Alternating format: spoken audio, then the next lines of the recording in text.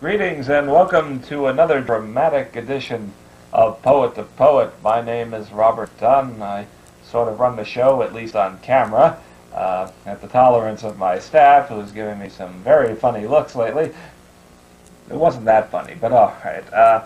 And we have another fascinating installment for you because our guests today are Bill Duke in the suit and Lucy Angileri without the suit, and, well, the sweater anyway. But before we get into our guests, there's something that I got to deal with, and I just had another one of those exciting encounters with our beloved state government, and this poem is about that. It's called Picture Perfect.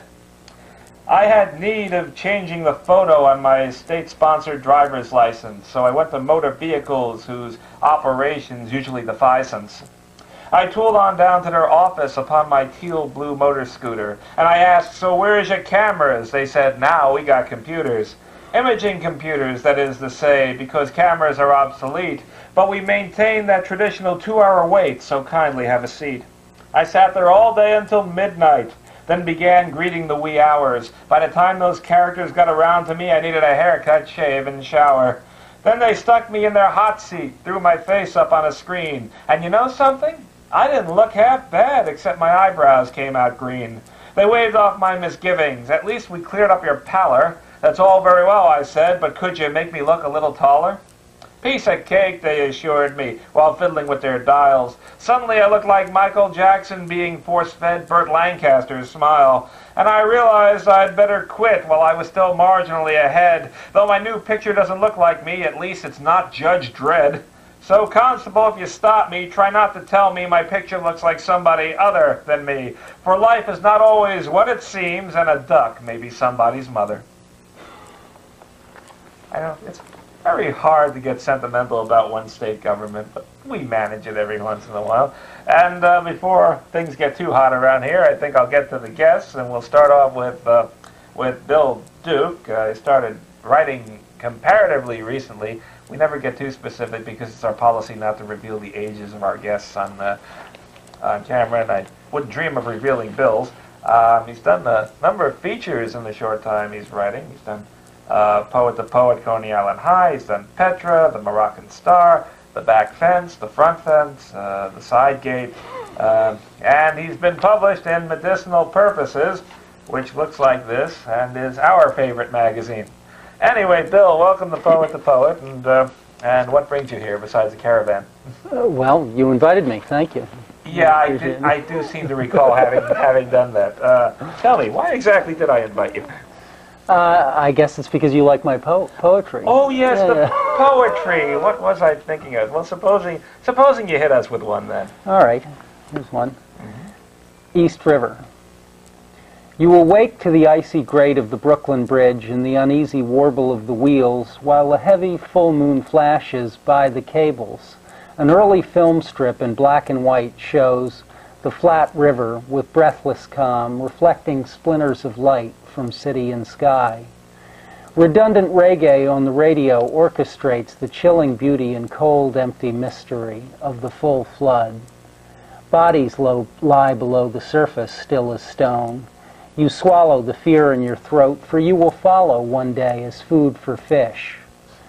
Up the drive, feel the brine and frost, and return to a childhood delighted by the sight of a burdened barge being pushed north through the ice floes by an arrogant tug all lit up like a Christmas tree. Last summer on the Esplanade, the river teemed as you pounded out another middle-aged mile, with sweat evaporating into the thick air and noisy Hispanic carnival. Jiving to the timpani of oil can drums, rap, and sweet barbecue smoke, young fertile teens in halter tops lean out over the guardrail, their tight buttocks smirking at your aching limbs and fight against the future. The river does not flow down to the sea, but up towards Hell's Gate and down to the harbor. in and out and back and forth like an animal on a leash, straining against the pilings and conceited man-made meanders that mock God's glacial plan. Running in slack, narrow and wide, up and down, and breathing in and out with shallow breath, you tremble at the ebb and flow of a New York fast life passing by. Food for fish, huh? Food for fish. Did I ever tell you about the time I was cornered by two swordfish? No. And they looked at me and one said, lunch. And the other said, listen, that hungry I've never been in my life. And they swam off. And I suppose I should have been offended, but watching them swim off, that was just fin and dandy with me. Now you tell one. What else have you got in there? Oh, I've got one called Janie's Run. Which is about a jogger. Okay. Okay? Yes. Or a runner. So far, so right, good. so, Can you say, Lucy? Janie's Run. No, I just didn't want to think of it. She left him in winter. He left her in spring. She runs 12 miles every day. She pumps Stairmaster, steps in time. She runs to be thin. She runs to be strong.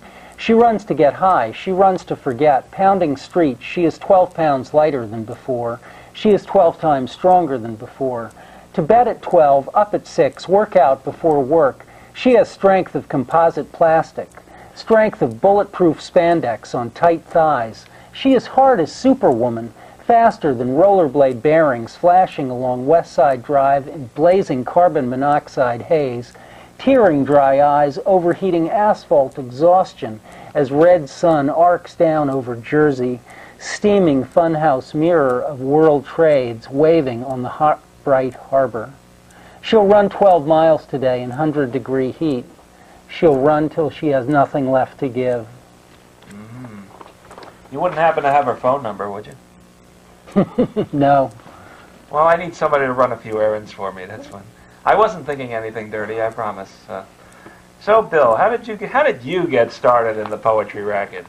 Since it was comparatively recently, you ought to have full particulars. My therapist actually suggested that I get involved in writing And poetry. after you got a new therapist, what happened? No, I'm still with the old one, Julianne Hall.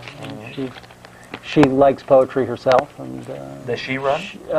no, she doesn't run, and she doesn't write poetry either. But she listens to it. All right, and now that your life has changed totally, you had to beat off the women with a stick and all that, since you're now literary and all that. Well, I don't know about that, but well, and you travel a lot too. I think. Oh yeah, this is a poem about San Francisco. That's a very tough commute from New York, you know. Yeah, I made the mistake. I went to a reading in San Francisco, and I made the mistake of telling people that I was from New York before I read. They throw you in the bay? Practically. They're very chauvinistic there. They really? Yeah, they think that San Francisco is definitely the place. Well, there goes our San Francisco time slot right there, but read the poem anyway. All right, San Francisco.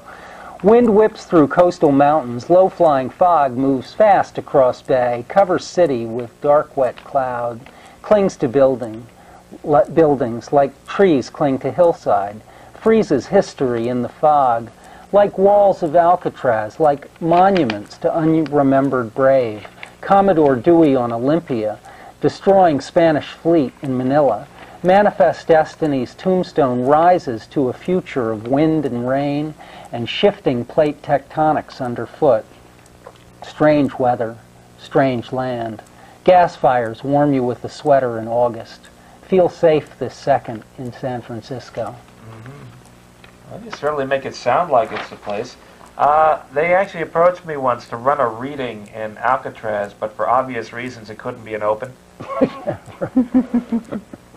Oh, well, as a matter of fact, that's what they pointed at me when they tried to talk me into it. Oh, shotgun? Yes, I'm afraid so. Yeah. I asked for cash, but they didn't have any. How about that poem?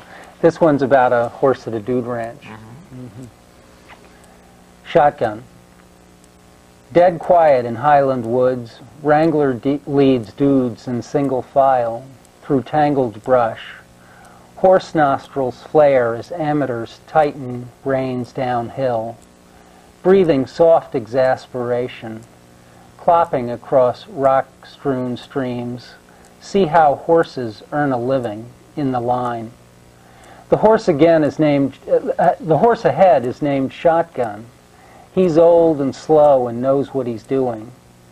Shotgun don't fear Black Snake. Shotgun shakes off flies. Shotgun ate. Back at barn, as sumac stands tall, reminding all, don't feed on forest path. Shotgun drinks, shotgun pees, shotgun strong, and shotgun sees every rock on darkening trail. A child can ride on Shotgun's back. Shotgun stays in line. He's old and slow and knows what he's doing. He's old and slow and knows what he's doing. In my case, 2 out of 3 ain't bad, but I'm not going to say which 2 out of 3. So now that you've jumped into poetry feet first, with both feet, and done all these features, and even doing television now and again, like here, what does the future hold for Bill Duke? When do the collected works come out? Well, I'm still in production. Okay. I'm going to try and continue to write poetry and paint. I'm a painter as well. So.